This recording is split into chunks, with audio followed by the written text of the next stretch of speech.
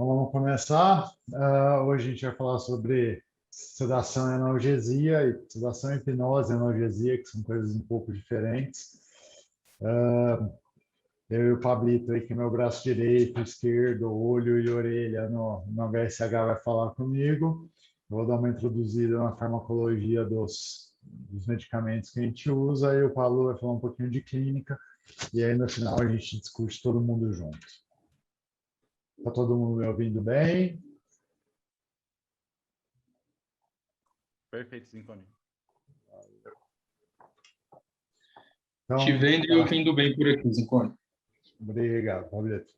Então, aqui é a lista de presença, principalmente quem for do HSH ou do Next, se puder entrar ou no link ou no QR Code para a gente entregar isso para os hospitais, isso é bom, tá? Vai aparecer isso mais de uma vez, inclusive, mas é sempre bom todo mundo preencher lá, se puder.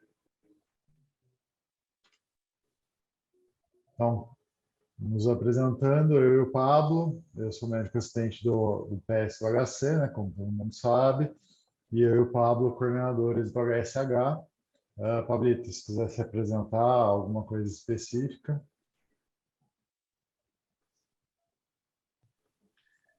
Pode seguir a aula, Zinconi. Então, vamos lá. Quais são nossos objetivos hoje?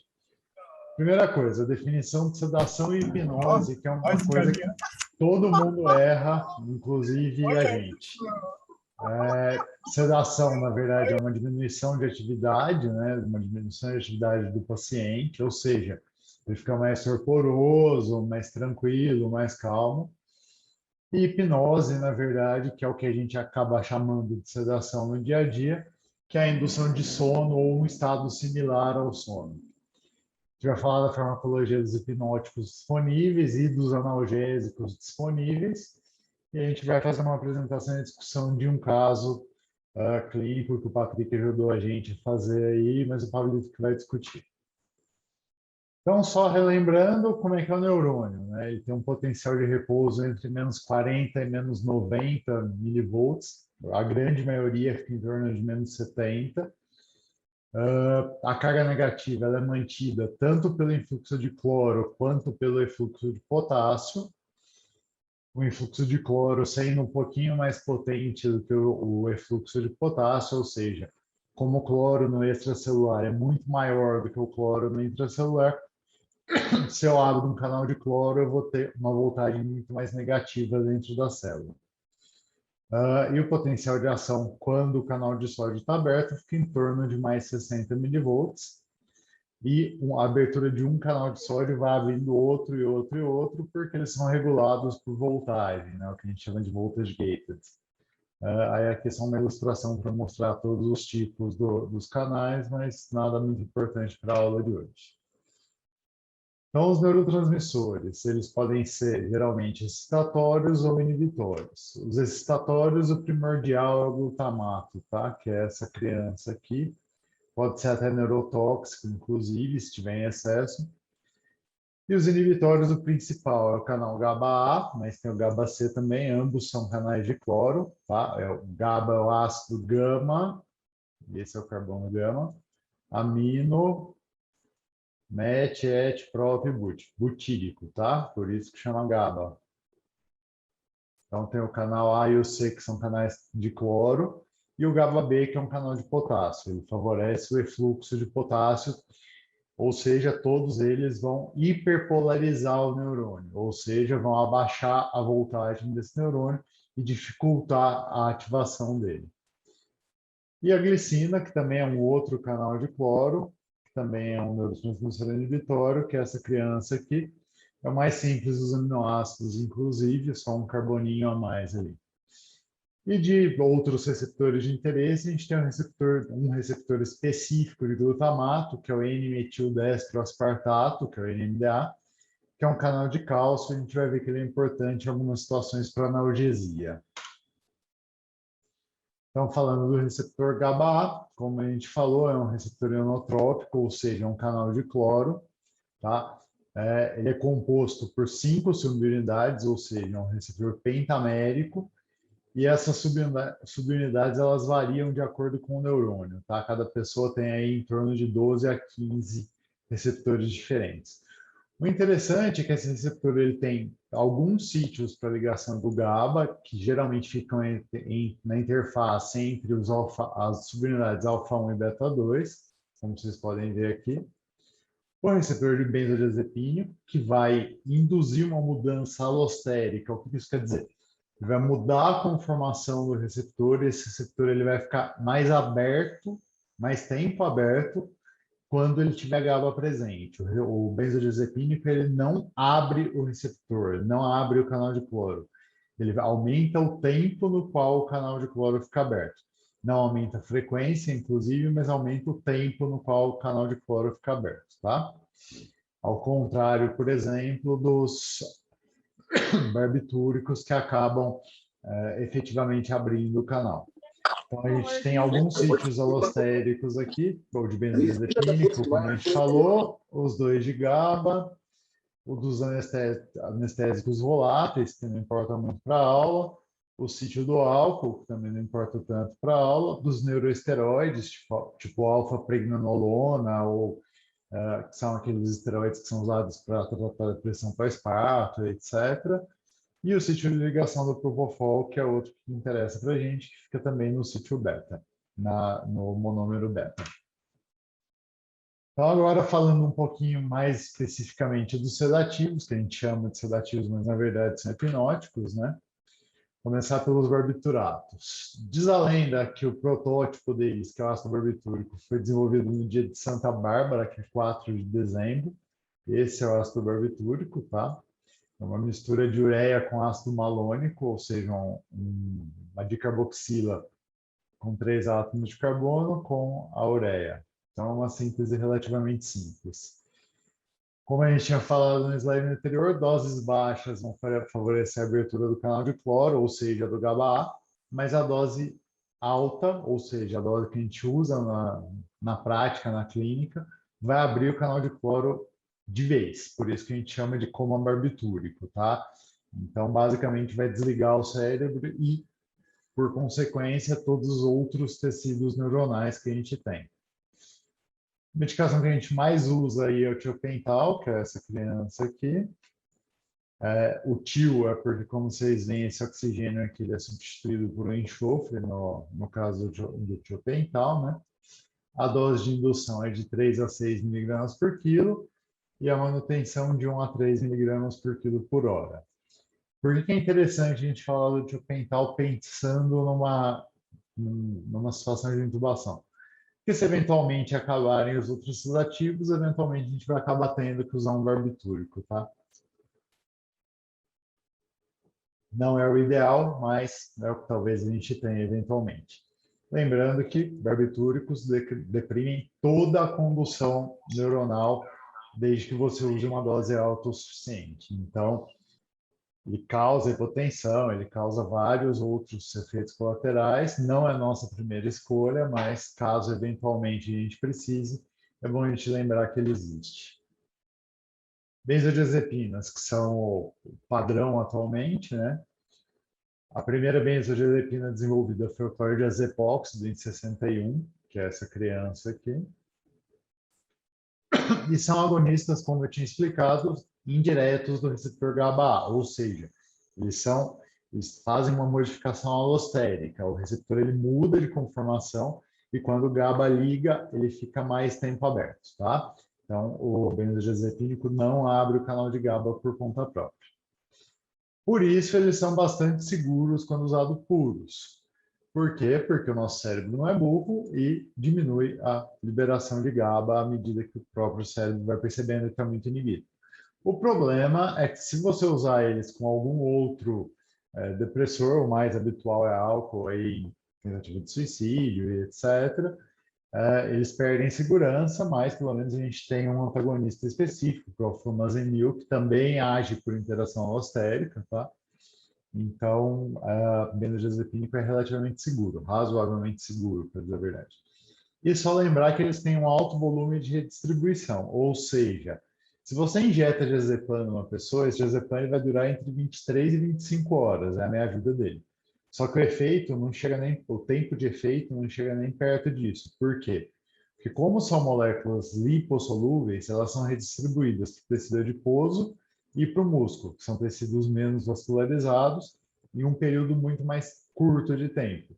Vide midazolam. Midazolam dura 1, 2 horas, o efeito de um bolos, só que a meia-vida dele, na prática, é acima de 6 horas. Só que como ele é redistribuído, o volume no sistema nervoso central, aliás, a concentração no sistema nervoso central acaba caindo, e aí você tem a perda do efeito. Então, os benzodiazepínicos que a gente usa principalmente para essa analgesia são o midazolam, que é um benzodiazepínico de meia-vida curta, né, menor que 6 horas geralmente. Tem o metabólito ativo, se ele for usado por longos períodos ou em hepatopatas. A dose de indução habitualmente 5 miligramas a cada 5 minutos. Em geral, a gente usa pelo menos 15 miligramas. Lembrar que as pessoas têm tolerâncias muito variáveis a benzodiazepínicos, né? Então, por vezes, a gente acaba tendo que usar a dose dobrada, triplicada ou até mais, né? E lembrar que o uso crônico de álcool também aumenta a tolerância bastante a benzodiazepínicos, esse aqui que é o midazolam. E a infusão contínua de 0,01 a 0,1 miligrama quilo hora, mas lembrar que basicamente o céu é o limite. Tem paciente que precisa de 15, 30 miligramas hora para continuar sedado, né? Então, como todo benzo, a resposta é bem variável. E o lorazepam, que ele é mais seguro principalmente em hepatopata, porque não tem metabólito ativo, só que ele é extremamente pouco disponível, tá? No HSH a gente até conseguiu comprar algumas ampolas, quando estava o estoque meio crítico aí de midazolam no começo da pandemia, mas tem bem pouco disponível. Então, em geral, a gente acaba usando o midazolam mesmo, mas sempre é possível usar o lorazepam, principalmente em hepatopata. Propofol, que é um outro seroanalgésico interessante que a gente tem. Propofol é um óleo, tá? É o diisopropilfenol. Então, o que a gente usa é uma emulsão. Basicamente, é uma maionese que a gente infunde na veia do paciente. É uma mistura de propofol com óleo de soja, com algumas proteínas de ovo, inclusive, algumas vezes, principalmente nas primeiras formulações. Hoje em dia, a gente usa algumas outras lecitinas para solubilizar, mas por isso que ele é branco e denso. A atividade do propofol é via receptor GABA-A. Lembrando que o propofol ele tem um efeito hipotensor importante, mas ele tem uma grande vantagem. Tem uma meia-vida de até 10 minutos com uma infusão curta, de até 3 horas, e meia hora com uma infusão de até 8 horas. O volume de distribuição varia bastante conforme tanto o peso ou a quantidade de água do paciente e as proteínas plasmáticas. A dose é de 100 a 300 microgramas por quilo por minuto. E lembrar que existe a PRIS. O que é a PRIS? Propofol Related Infusion Syndrome, tá? Principalmente para trauma, mas paciente que recebe altas doses e infusões prolongadas de propofol podem desenvolver acidose metabólica, hiperlipidemia, como eu já expliquei, é uma maionese, né, que a gente está injetando, então tem bastante lipídio, rabdomiólise e hepatomegalia nos pacientes, tá? Então, idealmente não deixar propofol por longos períodos de tempo, mas a gente acaba sempre deixando. Zincone, Zincone. temos uma pergunta do Álvaro aqui. Pode falar, Álvaro.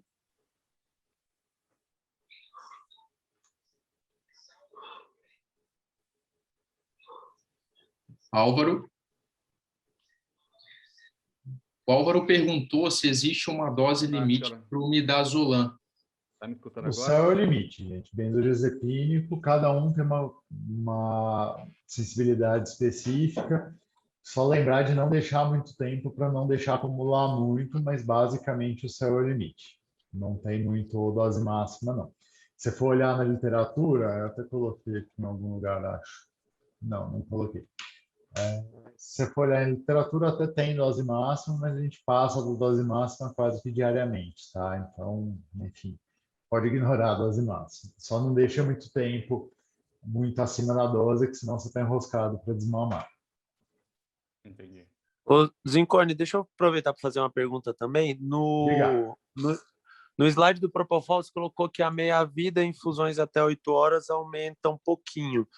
Que a gente sempre gosta do Propofol por conta da meia-vida curta, essas coisas. Infusão maior do que 8 horas impacta na meia-vida ou continua mais ou menos 30 minutos? Chega até 1 hora, mas ela não cresce linearmente, tá? Na verdade, é meio que mas é quase uma função logarítmica, é assim. Tá, beleza. Então, Valeu. quanto mais, tipo, até meia hora você tem uma relação, entre aspas, linear, passou disso, não vai aumentar tão mais. Mas vai Entendi. ficar um pouco mais longo. Beleza. Mais alguém, moçada? Aproveitando.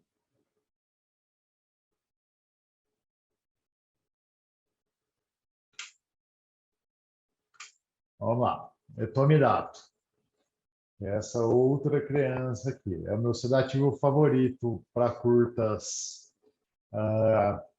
procedimentos, né? Por exemplo, intubação, mas a gente sempre tem que lembrar que ele é um inibidor da esteroidogênese, é um inibidor da 11 beta-hidroxilase. Então, ele diminui a formação de cortisol e por isso a gente não usa mais em infusão contínua, a não ser que a gente não tenha outra opção, tá? Grande vantagem é que ele é pouco hipotensor, a atividade é via GABA-A, mas tem muito menos tolerância do que benzodiazepínico, então o paciente etilista ou mesmo hepatopata, você consegue usar com um pouquinho mais de, entre aspas, segurança, porque você não vai precisar mexer tanto na dose para conseguir sedar o paciente. Só que etomidato não tem atividade analgésica, tá? Então você sempre vai ter que associar ou um opioide ou um outro analgésico junto, que a gente vai falar. Pode diminuir limiar convulsivo, não é uma coisa que eu já tenha visto na prática clínica pessoalmente, mas pode acontecer. Temos meia-vida aí de 2,9 a 5,3 horas, só que a redistribuição reduz o tempo do efeito para menos de meia hora. Então, você faz o etomidato, meia hora depois o paciente acorda, por isso precisa sempre lembrar de ligar a sedação contínua quando usar etomidato para intubar. E a dose é de 10 a 20 miligramas, 1 a 2 ampulhas. Por fim, um sedativo específico, em homenagem ao Arthur, a dexmedetomidina, que é um sedativo e um analgésico. A dexmedetomidina, que é essa criança aqui, não é hipnótica, tá? Ela não induz sono e ela não produz amnésia. Então, ela serve só como um sedativo, não como hipnótico. É um simpaticolítico, vulgo um alfa-2 agonista, assim como a clonidina, que a gente também pode usar por via de sonda ou via endovenoso no lugar que tiver, que não tem lugar nenhum. Lembrar que não produz amnésia, mas é muito útil para extubação. Só que o ideal é a gente usar até 24 horas. Se você for passar de 24 horas, é melhor considerar uma estratégia multimodal, ou seja, mantém a dexmedetomidina EV ou alguma outra medicação e usa ou uma clonidina, ou uma quetiapina, ou mesmo um haloperidol por sonda, ou olanzapina, enfim, um psicótico que vocês quiserem, tá? A dose é até 1,5 microgramas por quilo por hora. Dos sedativos hipnóticos, dúvidas? O Arthur levantou a mão, acho que ele quer perguntar. Diga. Ô Zinconi, eu já vi, ouvi falar, eu ouvi muito isso em aula, e eu já vi alguns pacientes que fazem mioclonia por efeito colateral do etomidato. Isso tem alguma explicação fisiopatológica, alguma coisa que justifique? Eu vi relato em literatura, inclusive no Goodman, aquele dia que a gente estava conversando a respeito, inclusive, e suspeita-se que seja por uma diminuição do limiar convulsivo, mas assim, não é uma coisa que eu tenha presenciado em vivo, tá? Até porque atualmente a gente anda bloqueando com succinil quase todo mundo na hora de intubar, né? Por conta de Covid, que é uma coisa que eu não fazia antes. Então, no fim do dia, todo mundo acaba fazendo a mioclonia do bloqueador, que afinal a succinil é um bloqueador despolarizante, né? Primeiro induz a contração e depois o relaxamento. Mas sim, tem bastante relato em literatura, mas eu nunca vi pessoalmente. Entendi, valeu. Mais alguém, não sabe?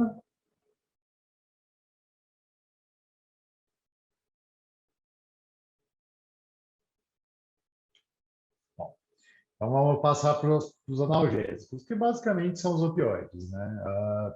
Tem algumas outras classes que a gente vai falar, mas o grosso são os opioides. Então, só para a gente se conceituar, primeira coisa, opiáceos versus opioides. Opiáceos são os derivados do ópio, né, que é a papaver somníferum, que é a papoula, que são alcaloides fenantrênicos, como essa criança aqui, por exemplo, que é a morfina, tá? Heroína é diacetilmorfina, tem um acetil em cada OH desses. Codeína é metilada nesse OH aqui e por aí vai, tá? São os mais habituais, morfina, codeína e heroína. E os opioides, que são sintéticos, essa aqui é a metadona. O que a gente mais usa, obviamente, é o fentanil, mas tem vários outros sintéticos e até muito mais potentes que o fentanil, como o carfentanil, por exemplo, que o exército russo usou naquela invasão do Congresso lá, que mataram 5 de superdose de opioide, que é uma substância extremamente potente, né? E ainda assim temos sulfentanil, que é 100 vezes mais potente que o fentanil, remifentanil, que é mais potente ainda, e por aí vai. Receptores opioides. O que importa para a gente é o Mi. Vulgo, hoje em dia ele é chamado de MOR, tá? Mi Opioid Receptor. É o principal receptor para analgesia e o agonista endógeno que a gente tem principal é a beta-endorfina, o mais potente. A gente tem o kappa, que hoje em dia é chamado de COR, Kappa Opioid Receptor. Tem várias alterações de comportamento e antitussígenas, curiosamente, e o agonista endógeno principal é a dinorfina, são as dinorfinas, são repetidos, tá? E o delta, que nesse momento não importa para a gente, cujos agonistas endógenos principais são as encefalinas, tá? Tem ação principalmente no intestino, enfim. Nesse momento não importa muito para a gente. Então, o fentanil, como a gente falou, é um agonista Mi, né? Um agonista do MOR, 100 vezes mais potente que a morfina, essa criança aqui, completamente sintética, né? Derivada da piperidina. Tem uma meia-vida curta, 6 minutos com uma redistribuição, um volume de redistribuição grande, porque como vocês podem ver, ele é bem lipossolúvel, né? Tem bastante carbono e poucos outros átomos, então é lipossolúvel, e que vai aumentar com a infusão contínua, assim como a do propofol, tá? Não na mesma proporção, mas também aumenta. Lembrar que, como todo opioide, mas fentanil é o principal, se você fizer uma dose alta em curto período de tempo, pode dar rigidez torácica. Muitas vezes você acha que o paciente não está sedado o suficiente, quando na verdade ele está fazendo rigidez. Então vai ficando cada vez mais rígido, aí você acha que não está sedado, aí você faz mais fenta, aí fica mais rígido. Já peguei várias catástrofes por conta de rigidez torácica nessas situações, então lembrar que mesmo doses baixas podem fazer rigidez torácica. A dose vai ser sempre a menor possível. Para intubação eu faço 100 a 150 microgramas e infusão contínua de 50 a 200, ou seja, 1 a 4 no máximo de fentanil puro. Pelo amor de Deus, não vamos deixar 10, 15 de fentanil puro, não.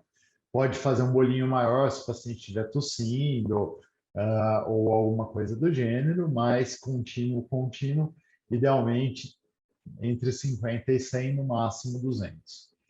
Fentanil per se em dose baixa tem pouco efeito cardiovascular porque não libera histamina, mas isso em comparação com morfina, tá? Ele vai ser propensor, tem um pouco de efeito inotrópico negativo, mas não muito. Morfina, como a gente falou, um opiáceo, né? Um derivado direto do ópio, vai liberar histamina, também é um agonista Mi potente, menos potente que o fentanil, óbvio. Tem uma meia-vida mais longa, de 2 a 3 horas, também com volume de redistribuição alto, tá? Por ser lipossolúvel. Por via entérica, ela é 40% absorvida só, mas dá para usar. E lembrar que a insuficiência renal vai prolongar essa meia-vida, porque a eliminação da morfina de seus metabólitos é via renal. Por fim, Daniel Maia tem uma pergunta para fazer. Fala, Dani.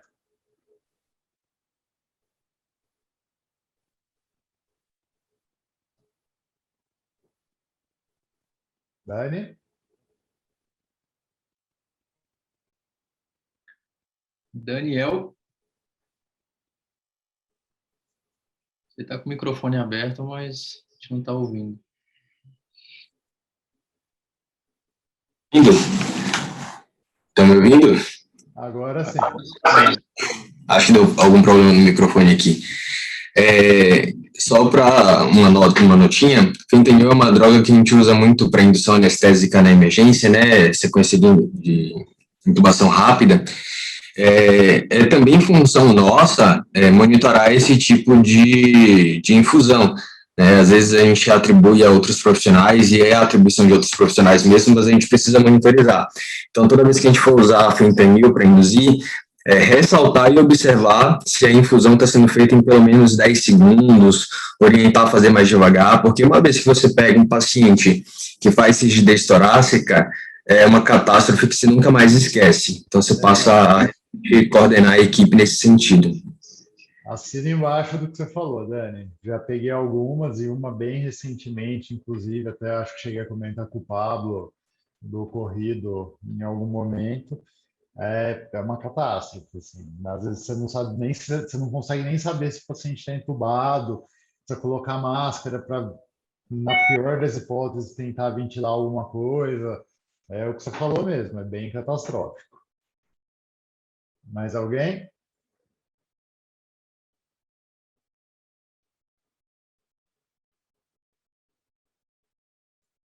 Vamos lá. Metadona.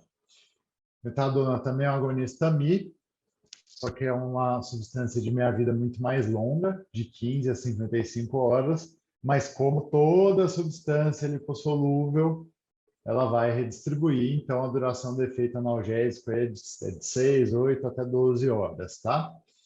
Ela é mais útil para desmame de opioide, principalmente na hora de você extubar o paciente, se tiver ficado por tempo prolongado. Tomar um pouquinho de cuidado, porque prolonga QT, então só ficar de olho no eletro, mas em situações de terapia intensiva, a gente vai ter eletro quase que diário, né? A dose é de 2,5 a 10 miligramas, de 12 em 12 a 8 em 8. Pode ser via sonda, pode ser via oral. Existe via endovenosa, mas é pouco disponível aqui no Brasil, tá? A gente não tem em muitos lugares. E a grande vantagem da metadona, assim como a da ketamina, que é a próxima que a gente vai falar, é que ela tem atividade antagonista do receptor N-metildestrospartato, que ajuda bastante em dor neuropática. Então, algumas lombalgias por compressão e etc., ao invés de usar outros opioides, vale a pena você usar a metadona. Fora desse contexto completamente de pseudonalgesia, pensando em intubação e etc., mas é bom lembrar que ela existe. Sufenta e remifenta, como eu tinha comentado, também são agonistas MOR, do receptor Mi, tem meias-vidas curtas, especialmente remifenta, uma meia-vida super curta, extremamente curta, alta potência, só que a gente evita a precisação contínua, porque depois eles vão dar um regulation nos receptores opioides e vão causar uma hiperalgesia que é bem difícil de ser tratada, tá? Então, na prática, a gente evita usar essas duas substâncias. O Sufenta é 10 vezes mais potente que o Fenta e o Rei é o umas 100 principal, vezes. é o essencial, e você, como gestor, precisa. E por fim, ketamina, que é uma arioamina, é um anestésico do grupo dos dissociativos, é o único anestésico do grupo dos dissociativos, na verdade. Tem uma atividade importante antagonista de NMDA, interessante que não inibe o bulbo, então não inibe a respiração. Você pode fazer uma ketamina e deixar o paciente na VNI, geralmente com uma dose baixa, até 0,2, 0,3 microgramas, 0,2, 0,3 miligramas por quilo, desculpa. Que o paciente vai ficar acordado, não vai dissociar, só vai dar uma relaxada. Curiosamente, a ketamina também é usada como antidepressivo, tá? Em doses baixas, em torno de 0,2, 0,3 também. Vantagem da queta, que ela tem uma liberação adrenérgica, vulgo, vai manter tanto a pressão quanto a frequência quanto débito cardíacos, porém ela aumenta a pressão intracraniana. Então, em trauma, principalmente TCE, obviamente, é melhor não arriscar usar, ou se o paciente tiver tumor, alguma coisa assim.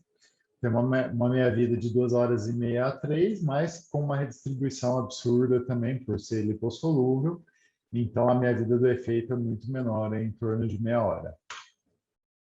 Mais uma vez, o QR da lista de presença. Quem não assinou, por favor, assine, principalmente se for do Next ou do HSH.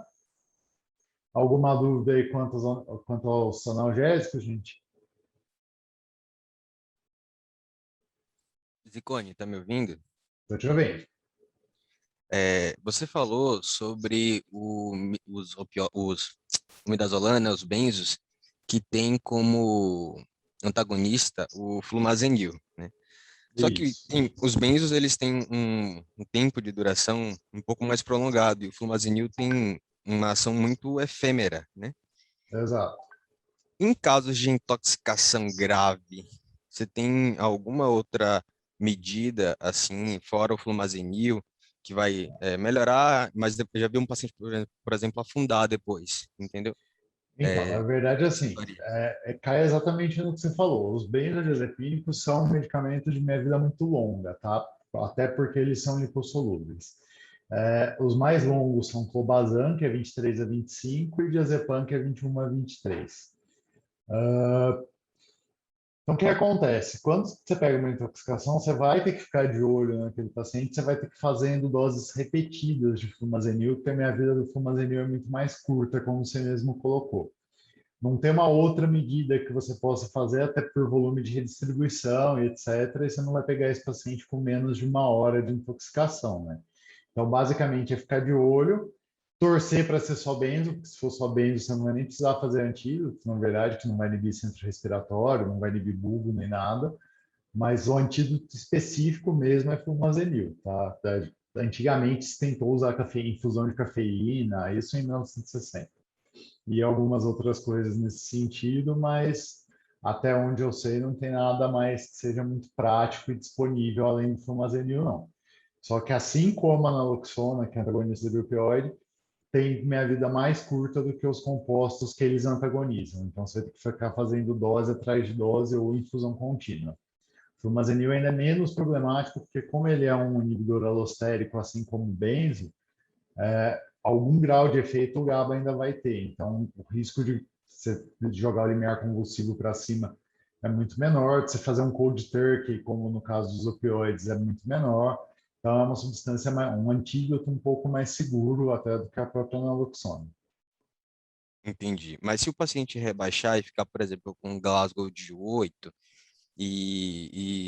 eu fiquei muito preocupado, por exemplo, com via aérea do paciente. Só que eu pensei, porra, eu vou entubar o cara por causa de um diazepam. E aí fiquei meio Não, que nesse dilema. você vai repetindo o flumazenil. Lembra que a minha vida é curta. Você pode ir repetindo, não tem problema algum. Se quiser, até pode colocar em infusão contínua. Eu não lembro a dose de cabeça agora, mas se quiser, posso mandar no grupo enquanto o Pablo estiver falando. Beleza, obrigado. Fechou. Então, moçada, assinar a lista. E aí agora passo para Pablito, que vai contar um caso clínico e discutir com vocês um pouquinho, e eu estou aqui ouvindo. Então vamos lá, todo mundo me ouvindo? Claro e bom som. Sim, ouvindo.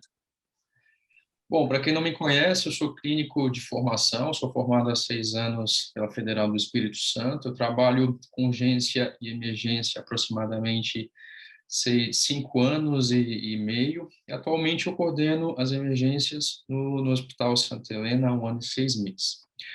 Bom, do geralzão, do que vimos até agora, que o Zincone disse, é possível afirmar, né, que a sedação dentro do departamento de emergência, ela tem por objetivo minimizar as adversidades, como a dor do paciente, o desconforto, situações de ansiedade, limitar a duração dos nossos procedimentos, além de limitar essas adversidades que eu citei, aumentar a taxa de sucesso de tais procedimentos. Então, a despeito dessas vantagens que nós citamos, a sedação ela necessita de uma atenção cuidadosa, né, puxando até o gancho do que o Daniel disse, quanto à monitorização do paciente, a duração do procedimento, até pelo risco dos eventos adversos aos fármacos relacionados, como nós citamos aqui com o fentanil, que em doses muito baixas já pode produzir, né, catástrofes com o paciente. Então, o que nós devemos ter em mente que é um grande desafio, fazer com que a experiência dos pacientes sejam as menos traumáticas possíveis, de forma segura, e que o nosso procedimento seja otimizado com a sedação. Então, até onde eu sei, não há, e o Zincone pode me corrigir se eu estiver errado, né? Não há contraindicações absolutas à sedação. No entanto, como a gente trabalha com pacientes, né, muito idosos, é valiosa a avaliação de risco de eventos adversos ou complicações. Então, os pacientes, em sua maioria, aqui no Hospital Santa Helena, são muito idosos, são policomórbidos, muitos pacientes também têm via aérea difícil, então merece a nossa consideração quanto ao risco-benefício da utilização de sedação em relação ao procedimento que nós estamos propondo. Mas, em contrapartida, apesar de não haver uma idade estabelecida acima da qual não se recomenda a sedação, o que os estudos mostram? Né? Que as complicações elas são são progressivamente maiores conforme se avançam as faixas etárias, né? E as comorbidades mais associadas a tais complicações são a insuficiência cardíaca, o DPOC, as doenças neuromusculares e a anemia. Pode passar, Zincone. Vamos agora, então, discutir o nosso primeiro casinho. Bom, situações em que são indicados o uso de analgésicos, né? Intubação de sequência rápida e, obviamente, intubação prolongada, procedimentos invasivos, tais como catéter central, drenagem torácica ou qualquer procedimento para paciente agitado, e a ventilação mecânica, e alguns exemplos que vou extenuar melhor durante a discussão, né? Síndrome de abstinência alcoólica, estado de mal epilético e hipertensão intracraniana. Agora, ao caso propriamente dito, e aí eu abro para vocês darem ideias e discutir o caso. Vamos lá. Então, temos aqui um homem, 66 anos, caiu escada abaixo, sofreu fraturas nas costelas e uma pequena contusão cerebral frontoparietal direita. Ele foi entubado devido a desconforto respiratório progressivo. Agora, parece agitado, está desconfortável, com risco de extubação e autoagressão, retirada de dispositivos de suporte à vida. Então, a primeira perguntinha, qual é o próximo passo na avaliação desse paciente? E aí eu preciso que vocês tentem responder essa pergunta. Acho que primeiro eu veria hemodinâmica, né, para pensar nessa parte.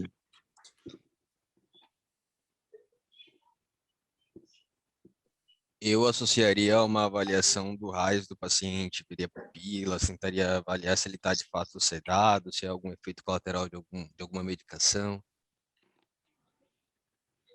Boa. Mais alguém?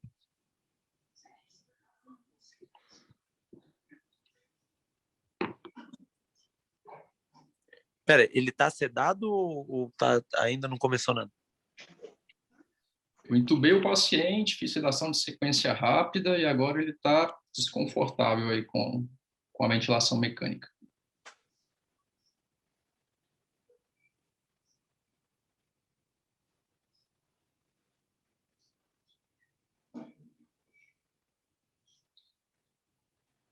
E aí, alguém a mais para citar alguma coisa?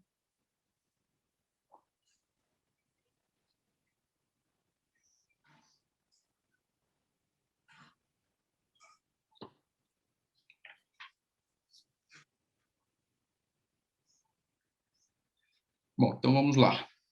Primeiro passo é identificar os potenciais motivos para agitação e dor nesse paciente, né? Então, Daniel citou bem a escala de Haas, né? Então, a gente vai utilizar algumas escalas validadas de avaliação para estabelecer o motivo e do tratamento, né? O paciente pode estar agitado pela hipoxemia, né? Depois de estar mal ocupado a ventilação mecânica e por conta da própria contusão cerebral frontoparietal direita. Em relação, depois eu vou esmiuçar mais essa primeira pergunta, em relação à segunda, qual a intervenção mais apropriada nesse momento?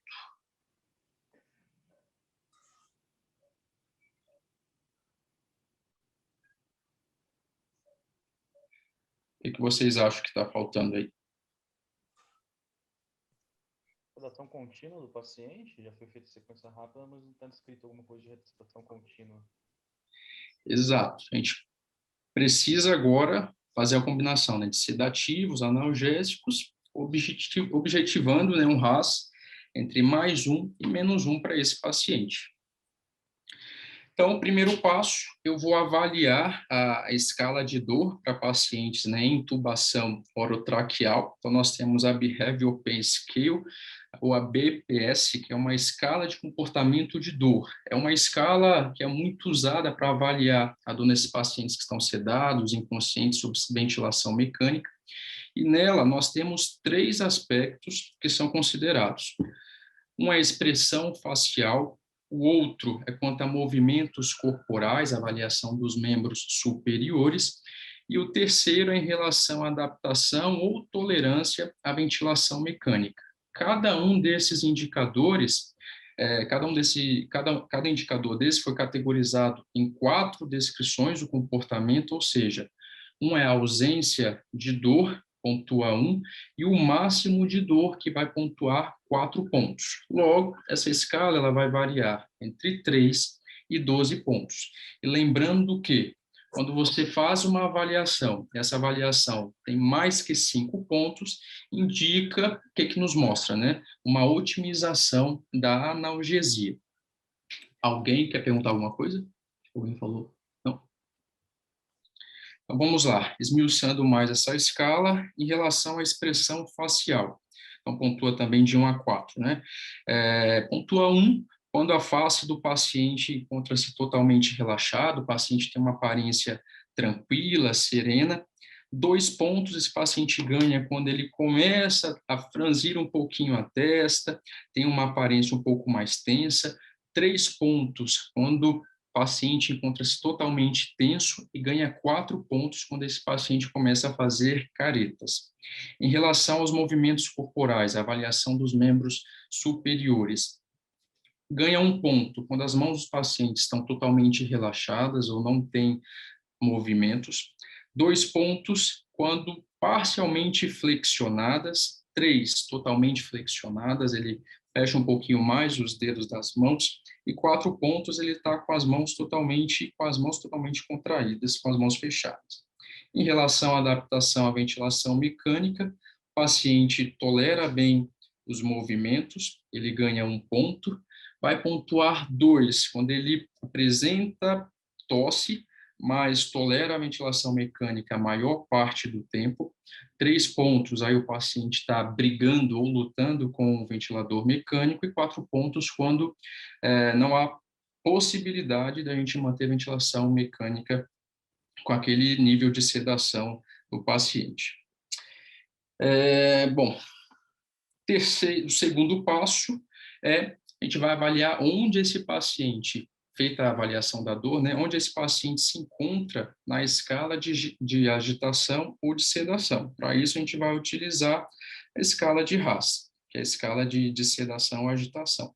Em termos práticos, quando o paciente pontua 0, é um doente totalmente alerta, não tem aparente agitação, nem sedação.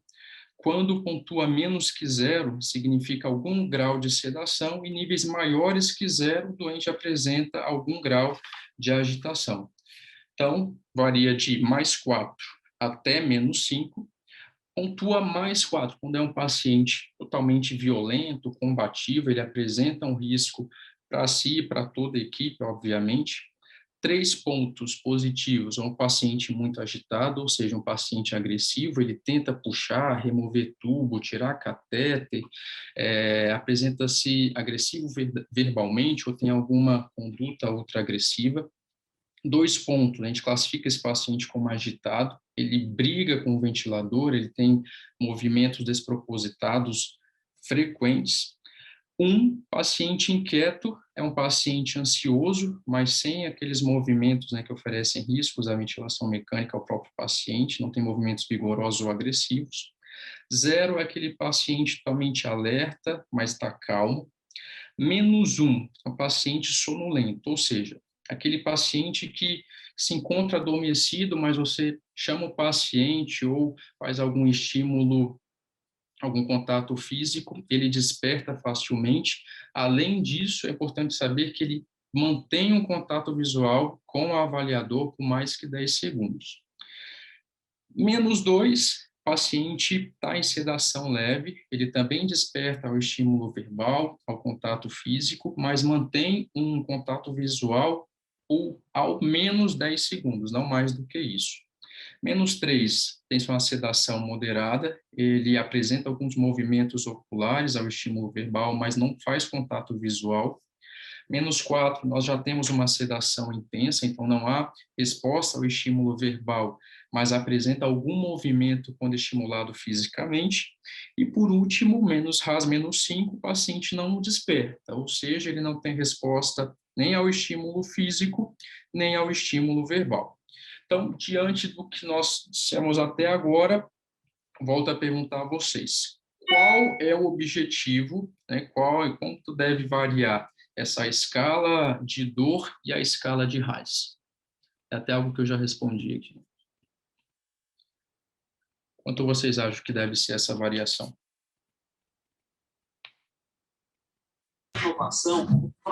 Se for o que você falou, de +1 a -1. É isso? Exatamente. Então, durante a sedação, o paciente pode ficar inquieto, né, ansioso, -1, né, ele tem movimentos, mas não são movimentos que expõem ali o procedimento a risco, não oferece risco à própria vida dele, ou sonolento, né, ele mantém o contato visual por mais de 10 segundos, eu consigo acordar aquele paciente com estímulo verbal ou contato físico. É isso aí.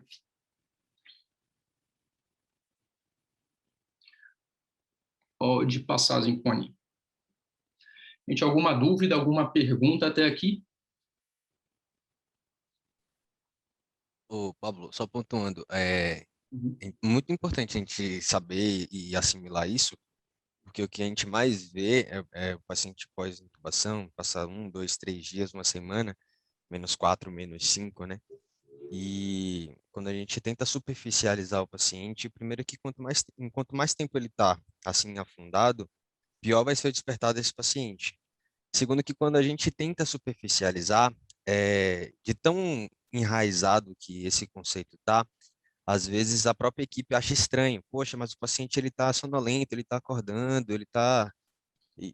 o objetivo é exatamente esse, é que ele fique com RAS 0, -1, não afundado. Exatamente, é isso aí. Alguém mais quer comentar, quer perguntar alguma coisa?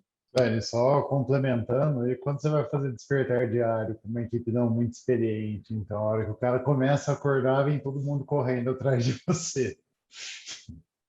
Mas é o ideal, né? Sim. Faz bolos no paciente. Exato. Isso quando não faz o bolos e depois vem só te avisar que já fez, né? Sim.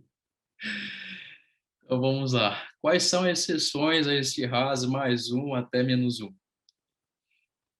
O que vocês dizem aí da prática? Quais são aqueles pacientes que a gente tem que manter mais sedado, né? Agora eu Por passei um o período slide de já, tempo Pablo, mais. desculpa. Aí o slide entregou, hein? Oi? Já foi. Então, vamos lá. Temos aqui alguns exemplos, né? Então, estado de mal Mas a epilético. culpa é do Arthur, tá? Que eu estava respondendo para ele no chat.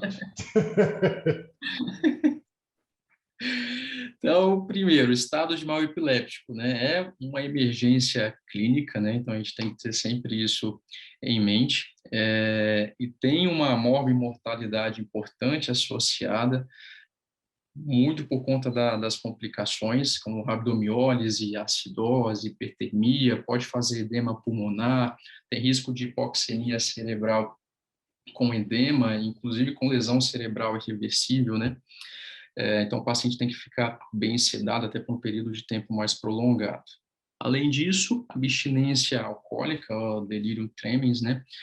Pode ocorrer de algumas horas até alguns dias, então de 6 até 96 horas o paciente pode apresentar esse quadro. Então, lembrando que o álcool, ele é um depressor do sistema nervoso central, uma interrupção abrupta, pode haver não, né? Acontece estimulação, hiperestimulação adrenérgica, consequente da diminuição dos receptores, né, de Down regulation, aqueles pré-sinápticos que o Zinconi já disse. Então, em outras palavras, né, o álcool ele é um antagonista dos receptores NMDA. Então, logo, você tem uma hiperatividade desses receptores. O que eu estou fazendo? O que haja um aumento da liberação noradrenérgica. Então, além disso, com a própria síndrome de abstinência, há uma hipoatividade GABAérgica, né, que são receptores inibitórios, e isso explica as crises compulsivas que o paciente apresenta, bem como a estimulação do sistema nervoso central. Então, Então, nesse só complementando, Paulo, como você falou, na verdade é um double core, né? Você não só diminui a atividade GABAérgica, como você aumenta a atividade glutamatérgica, que seria o NMDA, e aí você tem os dois efeitos superpostos. Nas duas situações. Isso aí. Então, além disso, quando o paciente precisa de ventilação protetora, né, como descrito aqui no slide, principalmente nas primeiras 48 horas e todos aqueles itens que a gente sabe bem, né? Então, manter um volume corrente entre 4 a 6 ml por quilo, né, de peso predito para a altura do paciente, aquela pressão platô menor que 30 centímetros de água, pressão de extensão alveolar ou driving pressure, né, menor que 15 centímetros. Então, a gente vai ter uma aula específica para isso daqui. E aqueles casos também de agitação perigosa, né? Então, esses casos especificamente, a gente pode conduzir com bolos de analgésicos ou sedativos, ou as duas coisas juntas, mas procurando sempre, importante procurar sempre a causa da agitação, sem necessidade obrigatória de manter uma sedação contínua ou manter o paciente em RAS -4 ou -5, né? Pode passar, Zinca.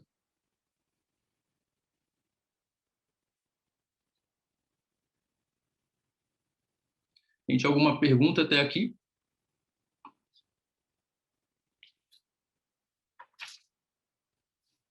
Não? Então, vamos lá. Então, quando eu começo a reduzir a sedação e os parâmetros da ventilação mecânica, né? Então, primeiro motivo que levou o paciente a ser entubado, ele deve estar controlado ou resolvido, né? Então, eletroencefalograma tem a ausência do paroxismo epileptiformes, redução ou estabilização do efeito de massa daquelas patologias intracranianas agudas, como AVCH ou isquêmico, HSA, edema cerebral, a hepatite fulminante, trombose venosa central, hidrocefalia, enfim. Ou usando a escala de Siba para aqueles pacientes com síndrome do álcool, que é uma escala, nessa escala ela tem 10 itens, e o score final serve para classificar a gravidade dessa síndrome de abstinência alcoólica, e aí vai nos fornecer alguns subsídios para o planejamento da intervenção imediata desses pacientes.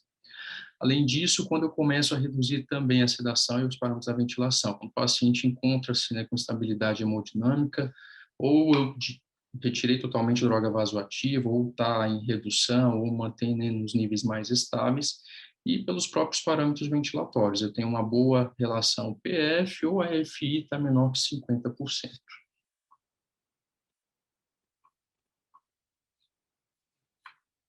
Pode passar, Zinca. Então, existem duas estratégias principais na hora de reduzir a sedação e os parâmetros da ventilação mecânica, né? Eu posso chegar no meu plantão, na emergência, e abruptamente interromper a sedação e observar como que vai se dar esse despertar do paciente, mas nesse caso é importante lembrar de manter um componente analgésico para ele.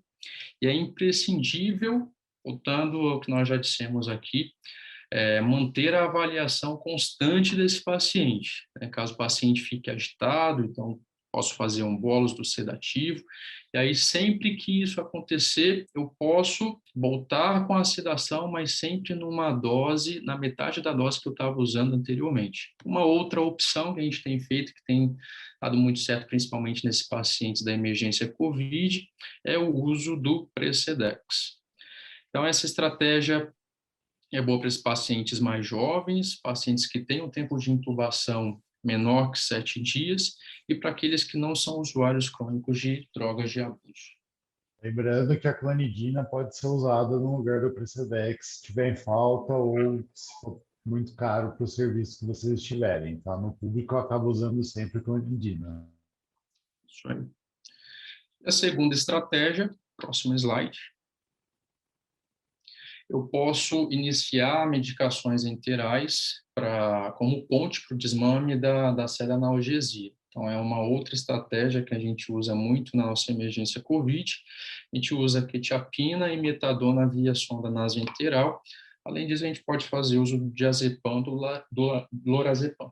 E essa estratégia ela dá muito certo aqueles pacientes mais idosos que têm um componente demencial importante, ou aqueles pacientes que fazem abuso de alguma outra substância, aqueles pacientes psiquiátricos, aquele paciente que também tem um tempo de intubação prolongado, geralmente com mais de 7 dias costuma dar muito certo, ou quando houve falha daquela primeira estratégia. Então, como mensagem final dessa aula, é sempre importante tentar manter a menor quantidade de sedanalgesia possível. Como o Daniel disse, facilita o desmame da ventilação, facilita a avaliação neurológica do paciente e, principalmente, reduz a mortalidade dele. Sempre estar atento aos diagnósticos diferenciais, então, que a gente costuma ver alguns pacientes que descem do centro cirúrgico com COVID, aqueles no PO imediato de fratura de fêmur, você vai ver o paciente está agitado, a sedação está totalmente condizente com o peso do paciente, mas aí você vai ver o paciente está fazendo bexigoma e ao invés de potencializar a sedação analgesia, é só você fazer o exame físico do paciente e se atentar às outras hipóteses diagnósticas. Ketamina é uma opção de sedação analgesia em praticamente todos os contextos clínicos e lembrar que menos é sempre mais. É isso aí. Agora, se alguém tiver pergunta, quiser colaborar com alguma discussão de caso clínico, fica aberto aí a discussão. Manda, Arthur. Uma pergunta para o Pablo e para o Zincone. Qual que é a opinião de vocês, experiência que vocês têm com clobazam nessa estratégia de troca para via interal, buscando meia-vidas mais longas, que você consiga desmamar um pouquinho as infusões contínuas, porque a gente tem muito costume com antipsicótico, com opioide, mas qual que é a vivência de vocês com o clobazam? Clobazam e diazepam basicamente são iguais, Arthur. Então, assim, quando você pensar em usar um, você pode usar o outro. A vantagem, entre aspas, do clobazam é uma meia-vida um pouquinho mais longa e um volume de distribuição um pouco menor. Então, o efeito acaba sendo um pouco mais duradouro do que o do diazepam. Pablo? Eu tenho experiência nenhuma com clobazam. O que você falar, eu assino embaixo. Basicamente é isso, Arthur. Fechou, valeu. Alguém mais?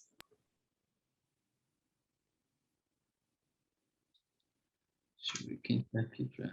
Bom, aí só para dar uma de Steve Jobs, não sei se vocês lembram de quando ele ainda apresentava as coisas da Apple, Just One More Thing. Caso 2, paciente feminino, 68 quilos, contactante familiar com Covid, 61 anos, etilista moderado, tabagista, diabético, hipertenso, dislipidêmico, em uso de losartana 100 mg dia, naltrexona 50 mg dia, atorvastatina 10 mg dia, gliclazida 30 mg dia, amlodipino 10 mg dia, atenolol 50 mg dia. Sintomático respiratório há 5 dias, entrando no serviço saturando 80, frequência de 40, cardíaca 135, coloca uma não inalante na mulher, 15 litros por minuto, evolui com rebaixamento, frequência respiratória de 30, saturando 97. Próxima conduta.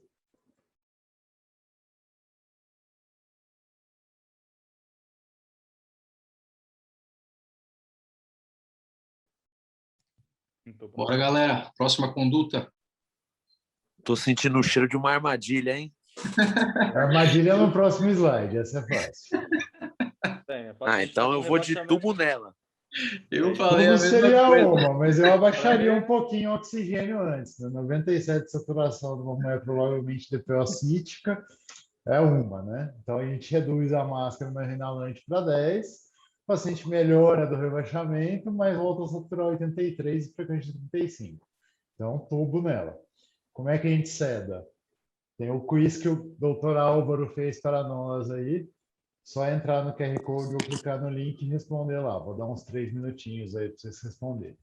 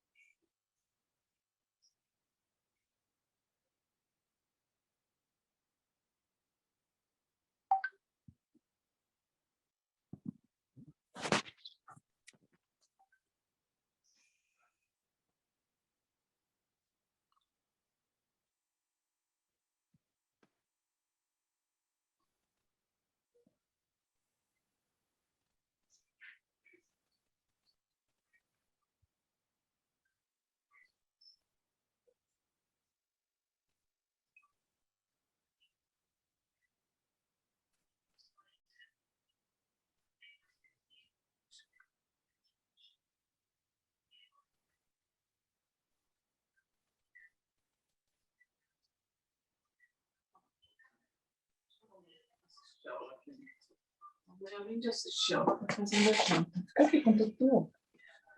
Amiga,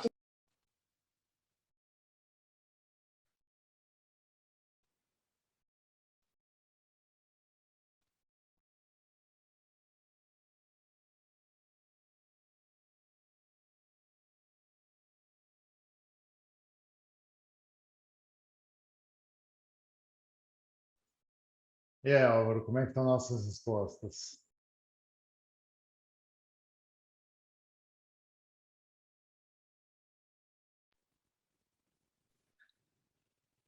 Álvaro?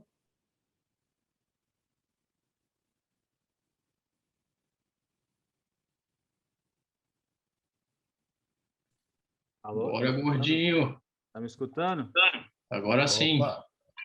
Eu tô vendo que eu tô falando e ninguém tá me escutando, pô. Então, Eu tinha desativado o seu áudio. Falar no mudo realmente não adianta muito. Né? Não, estamos com 6 respostas ainda. Bom, 6 Bora, de galera, tem 18 tá 18 bom, participantes na aula, hein? Bora lá. Por uma frequência de 28, que nós anotamos hoje. Quantos eu chihuahuas não, por enquanto? Fala, Daniel.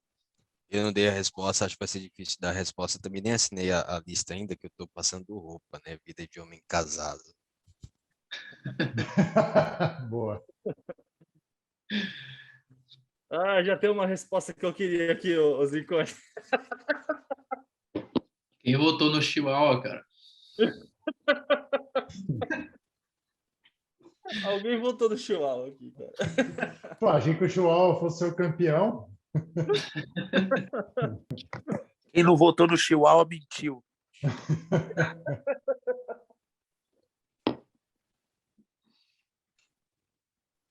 Então vamos lá, Arthur, o que você respondeu? Esse caso foi específico para você, meu amigo. Só para pegar. Bem que eu senti um cheiro de armadilha.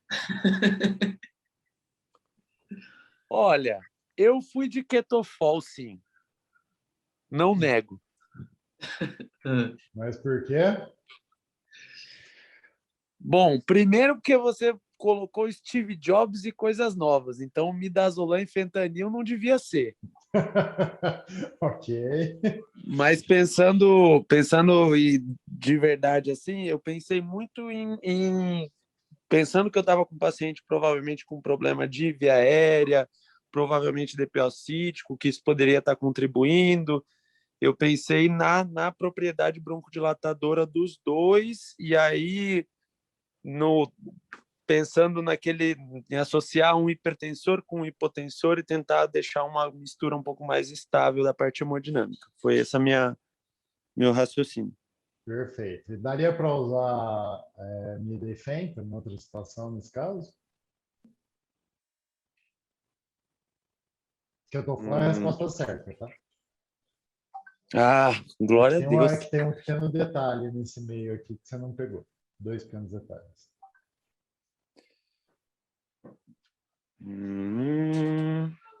Primeiro, a paciente é etilista, então você vai ter que entuchar a mão no benzodiazepínico se você quiser usar benzo.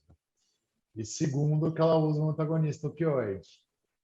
Usando o fentanil não ia fazer nem cócega. Você ia ter que usar tipo, doses absurdas para ter efeito quase nenhum, porque os antagonistas são mais potentes do que os agonistas, na verdade. Então, basicamente, por isso que tem doses crescentes nas respostas aí de opioide.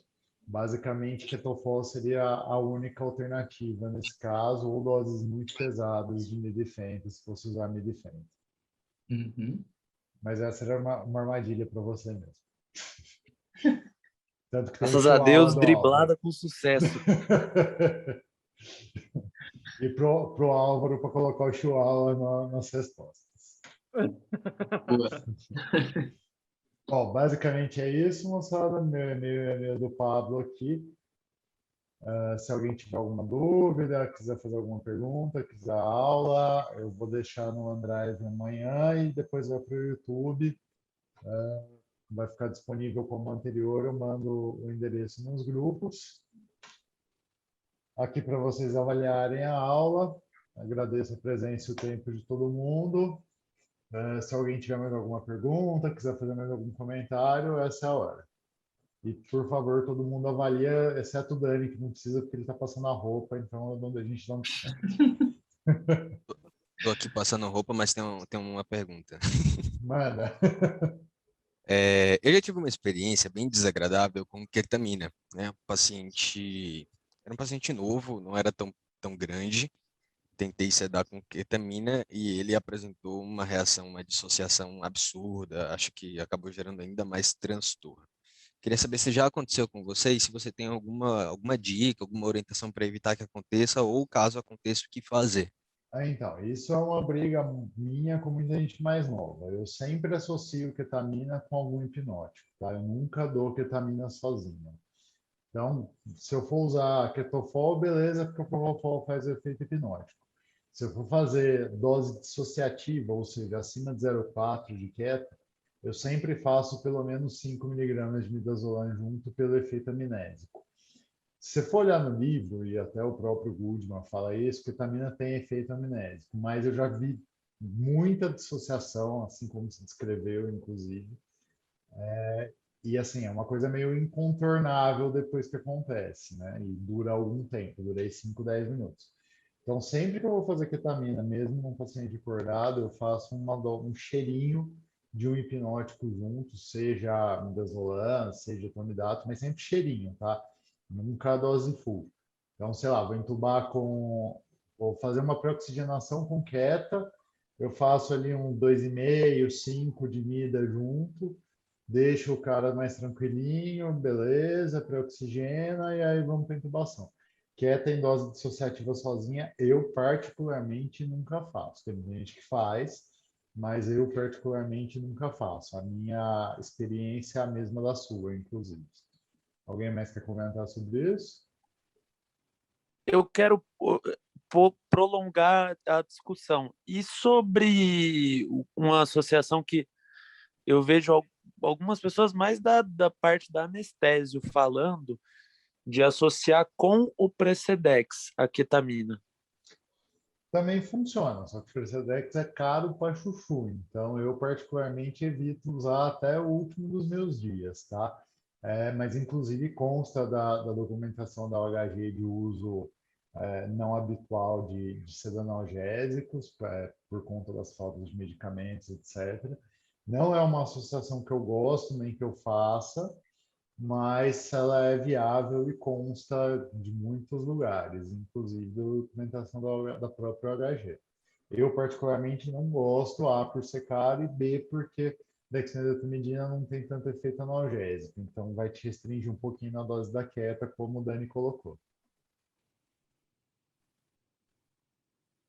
Agora, se você tem um paciente, por exemplo, com uma dor crônica, vai, sei lá, um mel de pâncreas, que acabou de fazer uma GDP ou uma DPT e está com dor, e aí você precisa associar um analgésico e o cara tem delírio. Vou tentar estubar. Aí eu acho que é uma alternativa bem viável, porque aí você usa a quieta como analgésico, em dose analgésica, sei lá, 0,2, 0,3 por quilo, e o Precedex para reduzir o delírio e até tentar reduzir um pouco a dissociação. Aí até vai.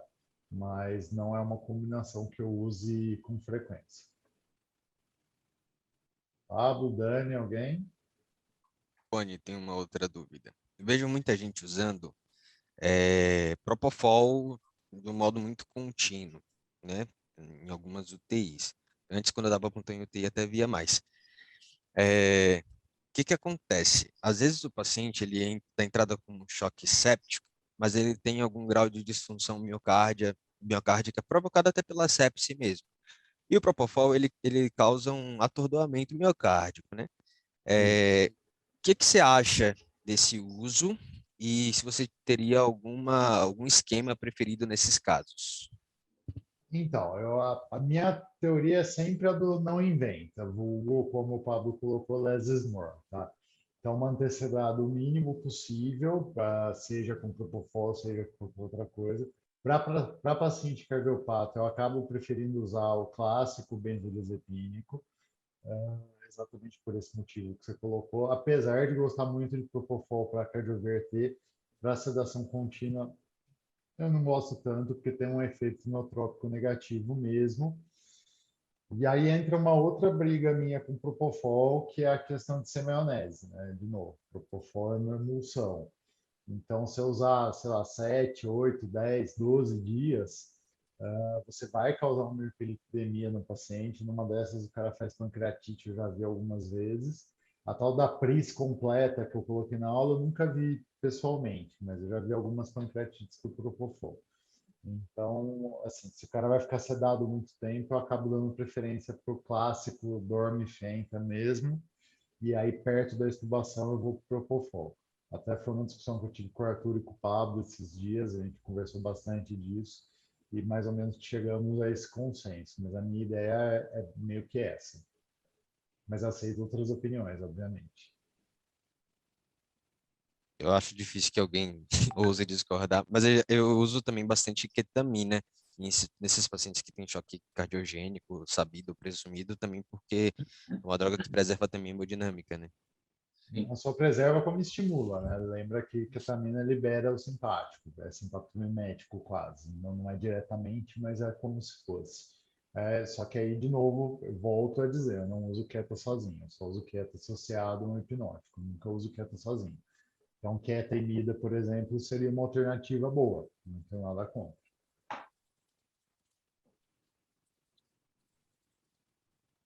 Lembrei até de um meme no Medicina do Brasil, né? Não trate como um Propofol que a gente trata como midazolam, mas, cara, depende muito. Às vezes midazolam é uma boa ideia.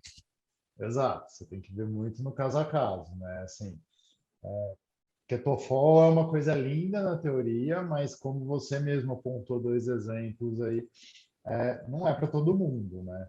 Adoro ketamina, tem, sim, fui uma das primeiras pessoas do HC aqui a voltar a usar ketamina, isso em 2006. Os primeiros eu usava vasopressina também, que eu consegui uma sampola de amostra grátis ali para o HC, isso em torno de 2008. Mas, de novo, não adianta a gente querer inventar, tudo tem seu momento, né? Achar que Ketofol é o suprassumo de tudo, não é. Vai ter situação que dormo, por mais antigo que seja, por mais minha vida longa, por mais tolerância que vai causar, mesmo o próprio opioide, o próprio fentanil, né? Vai causar, e aí a gente dá para fazer uma aula só de tolerância de opioide, na verdade. Eu estudei bastante isso, tem muito trabalho novo falando disso. entre aí 2008 e 2014, que é bem legal, mas a gente conversa num outro fórum. Mas tem situações que o clássico acaba sendo melhor, né? Um cara que vai ficar 14 dias incubado, eu não deixo 14 dias com Propofol, eu prefiro deixar com dormo nos primeiros 7, 8 e depois transicionar. Claro, se for um hepatopata, beleza, vamos tentar deixar o máximo de tempo possível com Propofa e o mínimo de tempo possível com MIDA, mas todas as medicações têm seu espaço, nada é uma panaceia, né? Não tem, e a maior parte das coisas pegou droga vasoativa, não tem uma resposta definitiva. Você tem que ir pelo paciente e pelo momento em que o paciente está.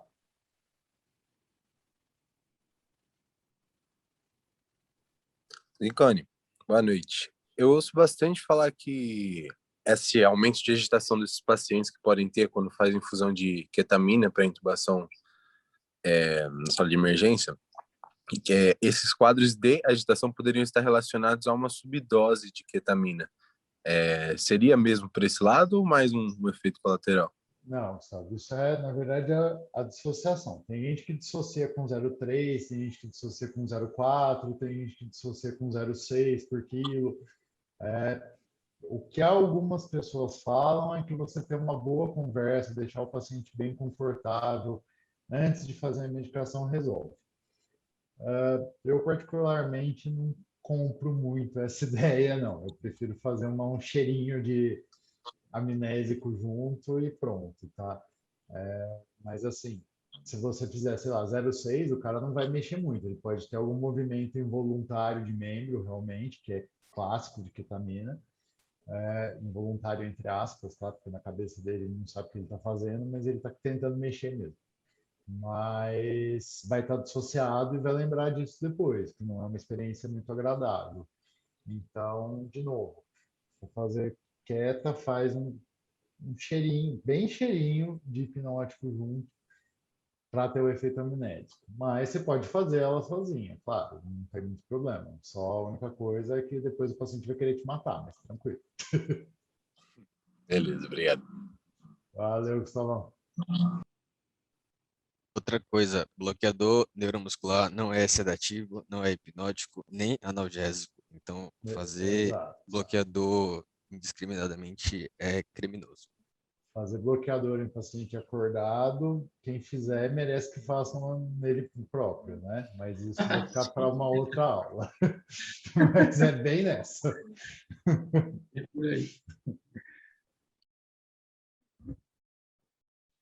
Fechou então, moçada? Obrigado pela presença de todos. Quem puder avaliar a aula, semana que vem tem mais. Semana que vem eu acho que é Covid, né, Pablito? Isso, Covid, aula de Semana Covid. que vem Covid, e aí depois bloqueador neuromuscular. Sempre sedado, né, Débora? Obrigado, gente. Obrigado pela presença. Galera, obrigado, boa noite.